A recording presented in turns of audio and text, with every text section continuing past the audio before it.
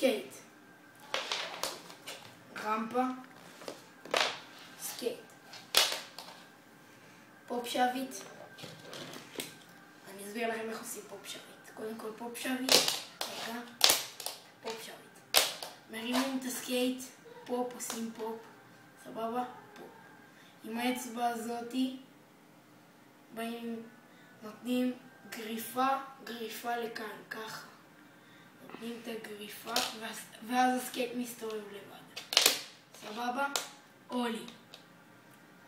יש ילדים שרגילים עם 2 אצבעות, יש ילדים שרגילים עם 3 אצבעות, יש רגילים עם 5, 4, לא משנה לי.